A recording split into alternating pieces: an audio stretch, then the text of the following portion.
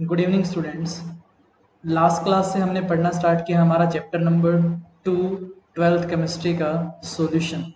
तो उसी सॉल्यूशन के इस पार्ट नंबर 2 में हम जो आज टॉपिक पढ़ने वाले हैं वो है हमें सोलिबिलिटी के बारे में पढ़ना है कि सोलिबिलिटी का मतलब क्या है, सोलिबिलिटी होती क्या है, और solubility of solids in liquids के बारे में and solubility of gas in liquid के बारे में। Let's get started. Like, what do you mean by the solubility? Solubility of a substance is its maximum amount that can be dissolved in a specified amount of solvent. यानी solubility का मतलब है कि कोई substance अगर आप dissolve करते हैं, लाइक एग्जांपल लेके चलते हैं, हम पानी में नमक डिजोल्व करना स्टार्ट करते हैं, तो कितना maximum amount of salt that can B dissolved in a specified amount of water. Means जो हमने नमक डाला वो क्या है, आपका सोल्यूट है, और जो पानी हमने लिया वो क्या है, आपका सोलवेंट है। So solubility of a substance is its maximum amount that can be dissolved in a specified amount of solvent. अब एक बात देखिएगा, अब जनरल केस के अंदर है कि अगर आप किसी की सोलिबिलिटी चेक करते हैं तो सोलिबिलिटी एक पर्टिकुलर टेम्परेचर पे चेक करते हैं। लेकिन अगर आप पानी में चीनी मिलाने जा रहे हैं और अगर आप पानी का टेम्परेचर घटा देते हैं या बढ़ा देते हैं तो जो अमाउंट मैक्सिमम अमाउंट आप शुगर का मिला सकते थे वाटर के अंदर वो भी क्या हो जाता है, चेंज हो जाता है। तो कहने का मतलब ये है कि हमें उन फैक्टर्स के बारे में भी पढ़ना है जिन फैक्टर्स पे ये सोलिबिलिटी डिपेंड करती है। लाइक आगे देखिएगा, it depends upon the nature of the solute and the solvent as well as the temperature and pressure. यानी ये जो सोलिबिलिटी है ये किस पे डिपेंड करती है, नेचर पे भी डिपेंड करती है, टेम्परेचर पे भी डिपेंड करती है और प्रेशर पे भी डिपेंड करती है। तो वन बाय वन करके इन फैक्टर्स को स्टडी करते हैं हम कि कैसे ये सोलिबिलिटी आपकी इन डिफरेंट फैक्टर्स पे डिपेंड करती है। Like solubility of A solid in liquid में फर्स्ट पढ़ने जा रहे हैं हम, लाइक डिसॉल्व लाइक। हमने अभी कहा कि सोलिबिलिटी नेचर पे भी डिपेंड करती है, तो नेचर मीन्स यहाँ पर इस लाइन को थोड़ा ध्यान से देखिएगा, it is like dissolve like means जो जैसा है वो अपने अंदर अपने जैसे को इजीली डिसॉल्व कर लेता है। जैसे कि एग्जांपल के तौर पर अगर हम आपको बताएं कि अगर आपके पास वाटर है, water is polar in nature, तो इसमें अगर आप कोई सब्सटेंस ऐड करना चाहते हो और वो सब्सटेंस अगर पोलर है तो पानी उसे बड़े आसानी से अपने अंदर डिसॉल्व कर लेता है। लाइक आयनिक सॉलिड्स जितने भी हैं वे सारे के सारे पानी में soluble होते हैं। Like this means that polar solute dissolved in polar solvent and non polar solute dissolved in non polar solvent. जो पोलर है वो पोलर में डिसॉल्व होगा एंड जो नॉन पोलर है वो नॉन पोलर सॉल्वेंट में आपका डिसॉल्व होगा। लाइक NaCl हमने कहा एक आपका आयनिक सॉलिड है, it is a polar one, और अगर आप इसे पेट्रोल में या डीजल में जो कि आपके ऑर्गेनिक सॉल्वेंट है उनमें ऐड करते हो तो this one is polar and these organic solvents are non polar, तो ये इसमें डिसॉल्व नहीं होगा। लेकिन अगर आप नेफ्थलीन अगर आपके पास है जो कि ऑर्गेनिक कंपाउंड है, नॉन पोलर है, अगर उसे आप ऑर्गेनिक सॉल्वेंट में डालते हैं, नॉन पोलर सॉल्वेंट्स में डालते हैं, वो बड़े इजीली डिसॉल्व हो जाएगा। Means it is the property, it is like dissolve like. Means ये पहला फैक्टर है कि yes the solubility depends on the nature of the solute as well as nature of the solvent. अगर दोनों polar है तो उनकी सोलिबिलिटी एक दूसरे में अच्छी होगी, और अगर वो दोनों के दोनों नॉन पोलर है तो भी अच्छी, लेकिन एक पोलर और एक नॉन पोलर तो उनकी सोलिबिलिटी एक दूसरे में अच्छी नहीं होगी, या तो डिसॉल्व ही नहीं होंगे। अगर किसी केस में डिसॉल्व होते भी हैं कोई पोलर ग्रुप प्रेजेंट होने की वजह से तो बहुत लिटिल अमाउंट में डिसॉल्व होंगे। Let's move to the next slide. Like हमें पढ़ना है the process of dissolution of solid in liquid. हमने उस प्रोसेस के बारे में जानना है कि कैसे आपका एक सॉलिड किसी लिक्विड में डिसॉल्व होता है, उस पर्टिकुलर प्रोसेस में कौन कौन से स्टेप्स इन्वॉल्व होते हैं। हम एक प्रैक्टिकल एग्जांपल के साथ लेके चलते हैं। लाइक हमारे पास एक ग्लास ऑफ वाटर है और इसके अंदर हम शुगर को डिसॉल्व करना चाहते हैं। अब एक बात देखिएगा, जैसे ही आपने इसके अंदर शुगर ऐड करनी स्टार्ट की, ऐड करने के बाद आपने इसको यूजिंग ए टीस्पून स्टिर करना स्टार्ट कर दिया। जैसे आपने इसको हिलाना स्टार्ट कर दिया तो यहाँ पर दो प्रोसेसेस एक साथ होगी। एक बार देखिएगा कि सबसे पहले जो चीनी की मॉलिक्यूल है that are present in solid state, they start dissolving in that water, तो इसे कहते हैं डिसोल्यूशन।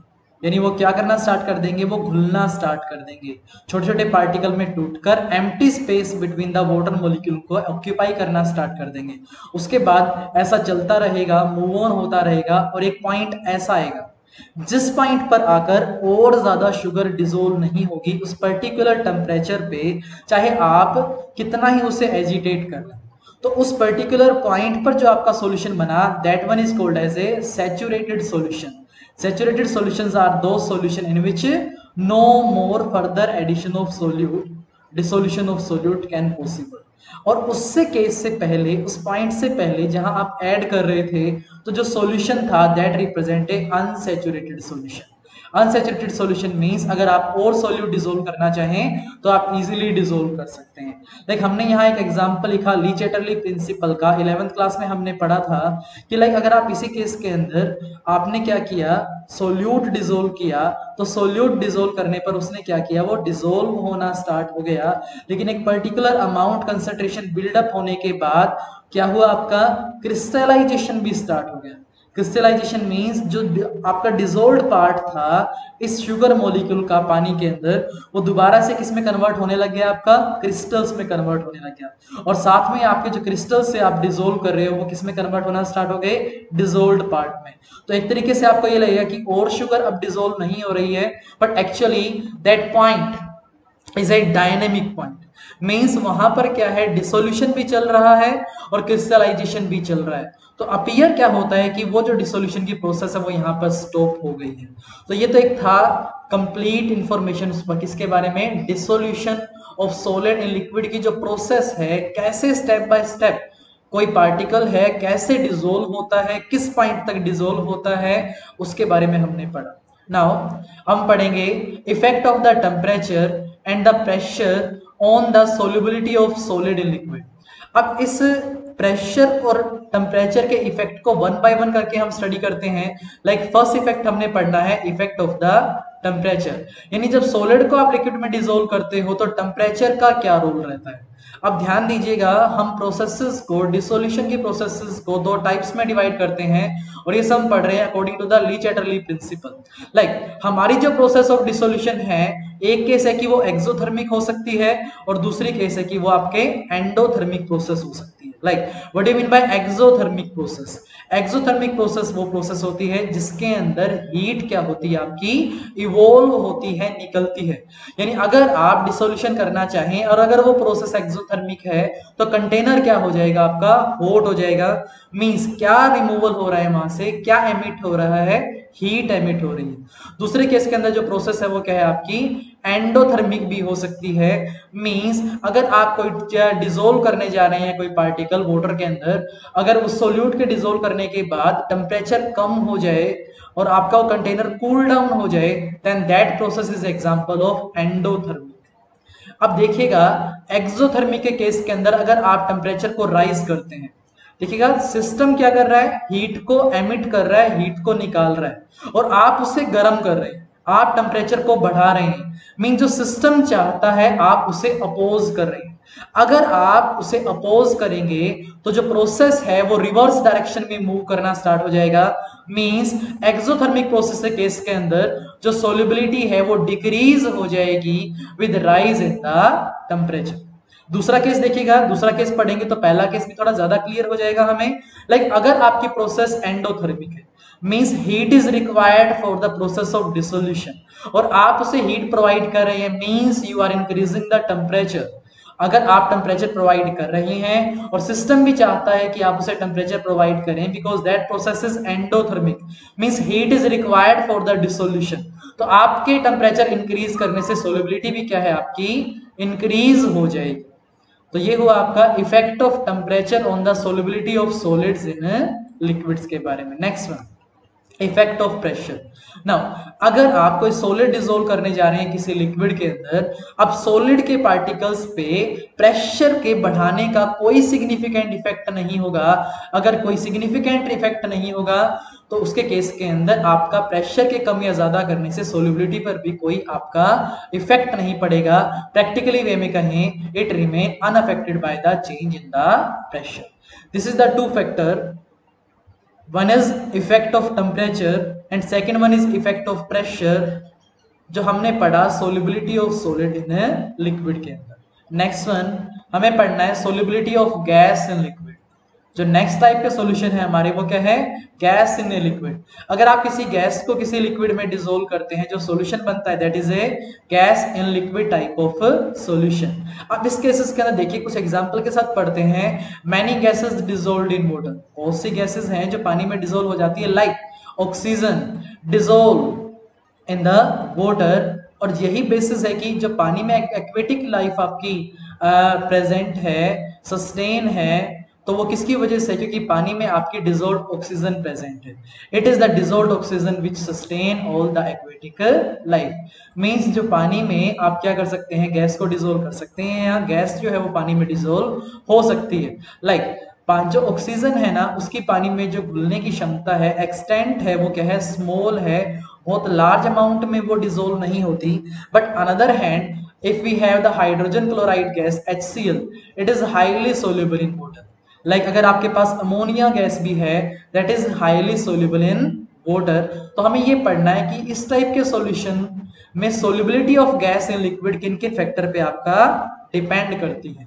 ठीक है, like solubility of gases in liquid greatly affected by the pressure and the temperature.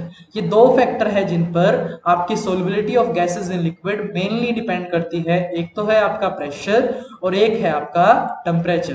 Now the solubility of gases increase with increase of pressure for solution of gases in liquid. यानी इस type के solution के अंदर अगर आप pressure बढ़ा देते हैं, प्रेशर के बढ़ाने से आपकी सोल्युबिलिटी इंक्रीज हो जाती है। लाइक इस बात को थोड़ा सा समझते हैं कि अगर हमारे पास मान लीजिए जितनी भी कोल्ड ड्रिंक्स आती है, जो आपके कोल्ड ड्रिंक्स आप ड्रिंक करते हैं, कंज्यूम करते हैं, वो सभी के सभी कार्बोनेटेड ड्रिंक्स हैं, उनके अंदर आपकी जो कार्बन डाइऑक्साइड गैस है वो सारी डिसॉल्व की जाती है एट हाई प्रेशर।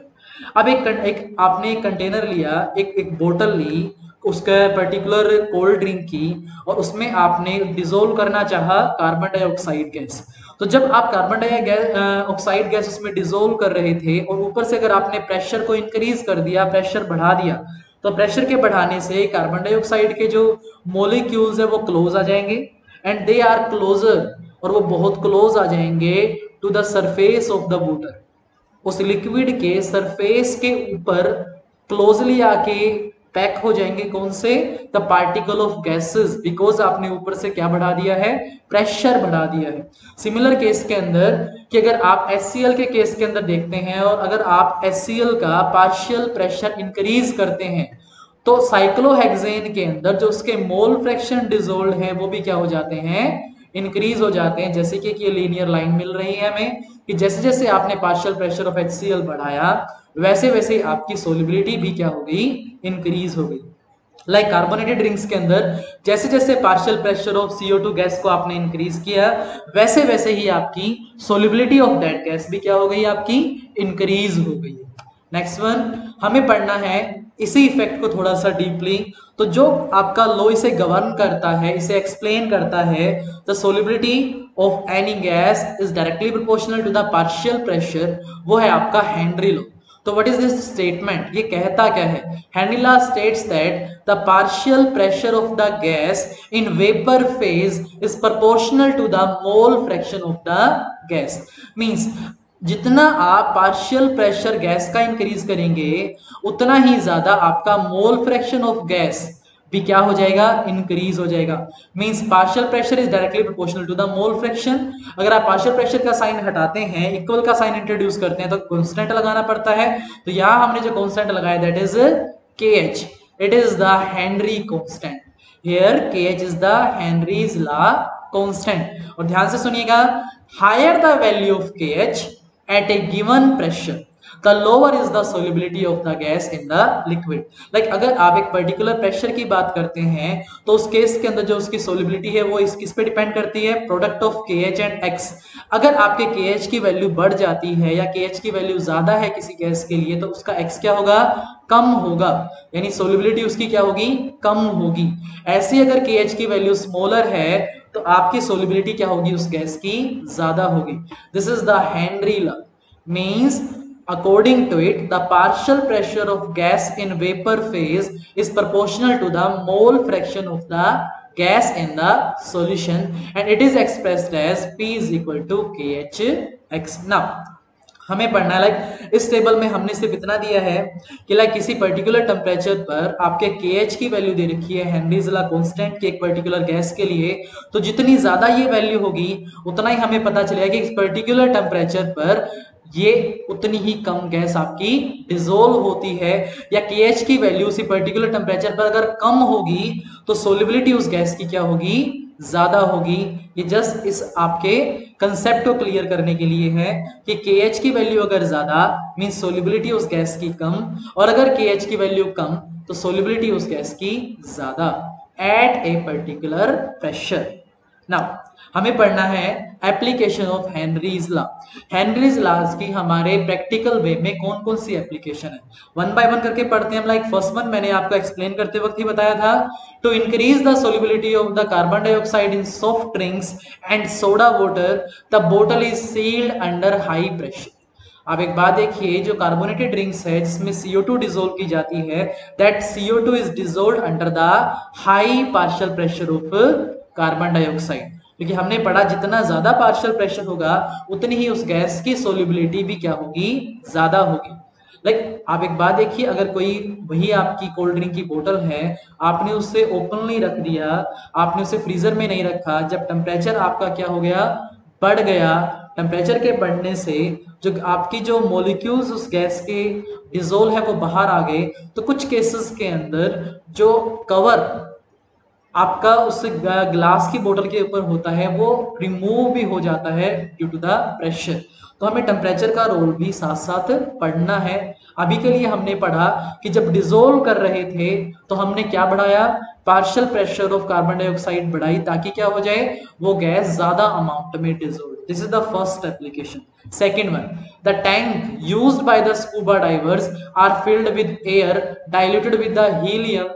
11.7% उसमें हीलियम प्रेजेंट होती है, 56.2% नाइट्रोजन एंड 32.1% ऑक्सीजन। थोड़ा इस बात को थोड़ा सा डीपली पढ़ते हैं।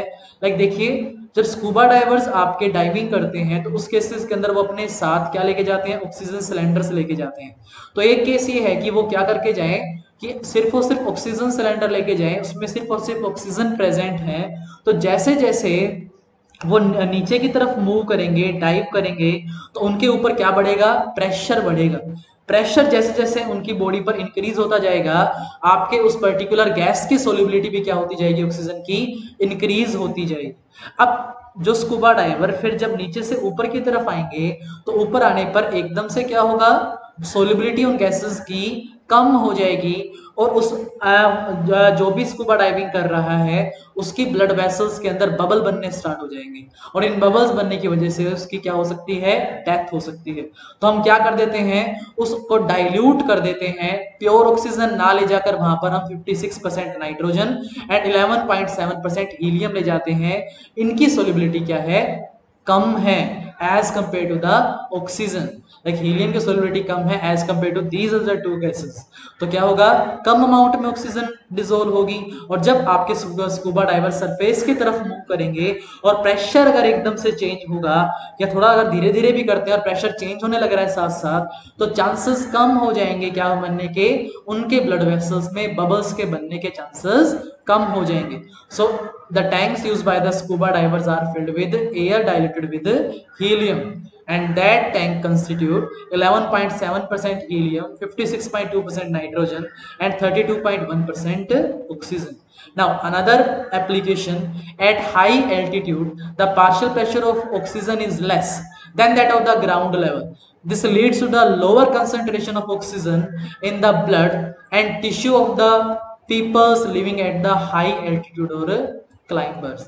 अगर आप एक बात देखिए कि अगर आप हाई एल्टीट्यूड पे चले जाते हैं तो वहां एयर की डेंसिटी कम हो जाती है, and partial pressure means pressure of the air भी क्या हो जाता है, कम हो जाता है। तो हमारे ब्लड के अंदर उस ऑक्सीजन की सोल्युबिलिटी भी कम हो जाती है। तो उस केसेस के अंदर हमारे बॉडी ऑर्गन्स को उतनी सफिशिएंट अमाउंट में क्या नहीं मिलता, ऑक्सीजन नहीं मिलती to break down the food to create the energy. So low blood oxygen cause climber to become weak and unable to think clearly. So these symptoms are called as anoxia. अगर oxygen oxygen का pressure अगर कम है तो amount of oxygen आपके blood में भी क्या हो जाएगी, कम हो जाएगी, जिससे आपके क्या होगी, वीकनेस होगी, डिजीनेस आएगी, वीकनेस आपको फील होगी, and that condition is called as anoxia. तो आज हमने पढ़े सोलिबिलिटी के बारे में कि सोलिबिलिटी क्या होती है। सोलिबिलिटी के साथ साथ हमने पढ़ा कि सॉलिड्स की सोलिबिलिटी लिक्विड्स के अंदर किन किन फैक्टर्स पे डिपेंड करती है। लाइक हमने पढ़ा टेम्परेचर का मेन अहम फैक्टर है। लाइक नेक्स्ट वन, उसके बाद हमने पढ़ा कि जो solubility of gases and liquid है वो किन किन फैक्टर्स पे डिपेंड करती है। हमने हेनरी लॉ एंड इस एप्लीकेशन के बारे में आज की क्लास में पढ़ा। Thanks for watching.